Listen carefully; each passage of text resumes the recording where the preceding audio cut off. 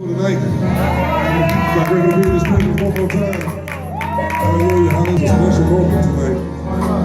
It's a very special moment for me.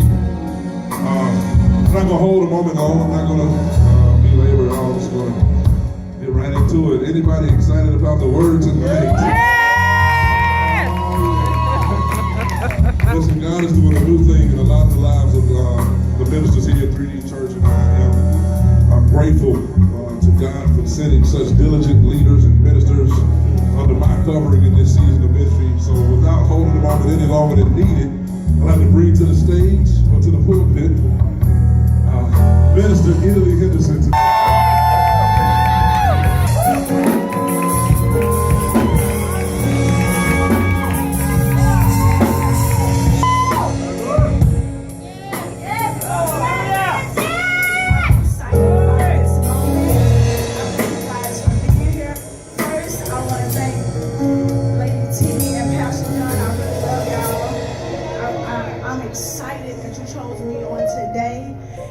You may be seated. You may be seated. I know she lived to see this moment. Oh, hey! I see you, and I see another familiar face, Miss Durrett. Hey, thank y'all for coming. I'm so excited. When I was, let me stop saying but when I was told that I was ministering, I don't call it preaching, I just call it ministering, I got excited. And you know, God gave me so many titles and so many things to talk about, but I didn't feel like it was me. So I woke up and I said, God, just work through me. Just let me be who I am. I can't be anybody else but me. Amen. And even if I have to improve, I'm willing to go that extent. But for right now, just use me. And so I came up with something and I feel like it's me. I feel like it's down my alley. So I'm just going to let God use me. But let's go ahead and bow our heads. Heavenly Father, we thank you right now for this moment. God, I am grateful and thankful and don't take it lightly that you have chosen me on this day to minister to your people. God, I pray that they can take at least one thing home that I say on today. In the mighty name of Jesus, amen. Amen. Keisha B, can I get the slide? All right now. Cup of A noodles. cup of noodles. Now, I grew up on them. My mother didn't too much eat them, but I ate them. And on the front right here, it just says a couple of noodles. And most of the time, most of us, what do? We read the nutrition facts, correct? Yeah. And most people don't eat these because they have too much what in them? Sodium. And then you might go over here to this part right here, and you might skim through because some people might be allergic to certain things inside of the cup noodles, so they won't eat them. Right. I've been eating these noodles all my life. All right. And that's how I've been cooking them. I feel it. I open the cup, and then I put the water in it. You know, you don't let it go past the line, right? Right. But see, sometimes in life, we have to read the fine print. Ooh, preach. Because if we don't read the fine print, we can go astray sometimes. That's right. Because as clear as day, if you look over here, it has a big X on the microwave. Right. Stating that you're not supposed to put the cup of noodles inside the microwave. But see, if I would have paid that attention and read that fine print, I would have knew all these years I've been eating this wrong. I just happened to be eating them some years ago. And you know how you sit at the table, you know, you got food, you happy. So I'm just eating the cup and I'm looking, I'm like, it's a big old X on the microwave. So I'm not even supposed to be putting these in the microwave. You're supposed to heat the water up on the stove and then pour it over in there. But see, because I was careless and I didn't read that fine print, I didn't know. But see, sometimes you have to read the fine print because it's instructions for you. Because what if that fine print said, if you eat these too many years, it can damage the inside of your body. Right. Or if you eat this too many years, you'll grow up with high blood pressure. So tonight's message is read the fine print. Everybody say read the fine print. Read the fine print. So come on and take a journey, a trip with me on tonight. So go ahead and fasten your seatbelts because it's going to be a bumpy ride. You know how when you go to Stars and Stripes, I think First Lady and Pastor John was on this ride and they go, whoa.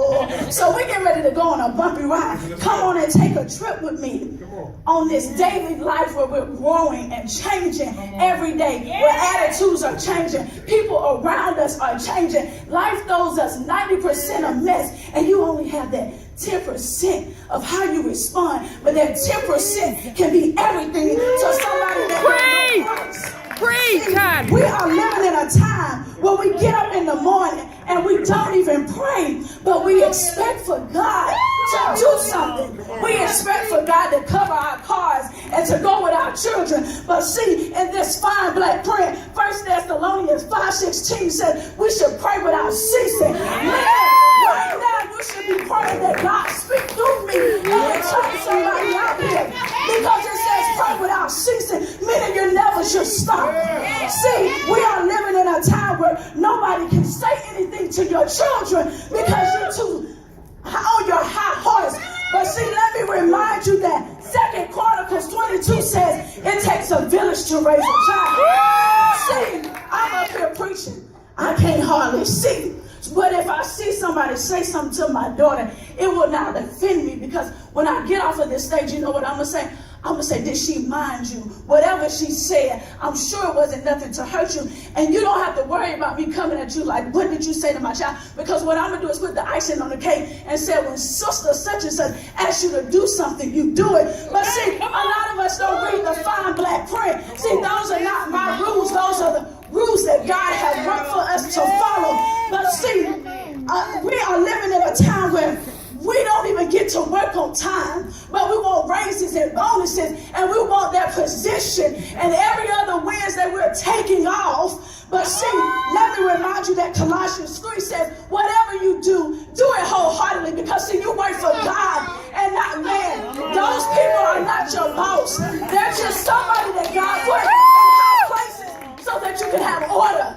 But you can't expect to get a promotion and get raises, and you can't even get to work on time. Children get off the school bus at 7, but you walking in at 7:05. But when that position get online, you want to go to the principal and say, hey, I put my application in. Can you notice me? But see, we forget to read that fine print, because this is not what I said. It says that whatever you do, do it wholeheartedly. And remember, Proverbs 10 said, a slack hand causes poverty, but a hand of delight makes riches. But see, we are living in a time where we gossip about the church and ministers, and we're not pleased with how Pastor John and Lady T are running things. But let me remind you, in Ecclesiastes 10, it said, do not badmouth your pastors, not even under your breath, not even in the privacy of your home. And also in Psalms 105, it says, touch not my anointing, and do my prophets no harm. See, we don't read the fine print. We want to live this life how we want to live it. We want to live this life how we were grew up and how we were taught. But see, you got to remember to read that fine print. Because see, we are living in a time where children have a choice if they get to go to church or not. Yeah. See, when I was little, I would get off the school bus and eat. And that mother right there, she would say, be ready by 6. And I was like, Mama, where we going? We're going to the church. Well, Mama, it was just Bible study. We just went. She said, it's okay, it's revival. We're going to be there all week, so get comfortable. Because see, in Proverbs 22, it says, train up a child in the way that they should go. So that when they get older, they will not depart. See, you did a good thing, Mama, because I'm here, baby. And I know you're proud of me. The Bible also tells us that we must see that they know. How can your children know at home about God? How can they feel the anointing and know the presence of God if they're at home? But you want to listen to Pastor John and First Lady, and you want to go home and tell them, let me tell you what Pastor John said. No, they need to be here to get the word for themselves. Because at a certain age, God holds you accountable for yourself. But see, I didn't say that. It's in this fine print that we forget to read on a daily basis. But see, we are living in a time where parents smoke and drink, and I put twerk, and this is for me too. And we have different men and women around our children. And guess what? We want to say, do as I say and not as I do. But you have to remember, in Psalm 19, it says, let the words of my mouth and the meditation, but I added a word. It said, let the words of my mouth, the meditation, and the actions of me be acceptable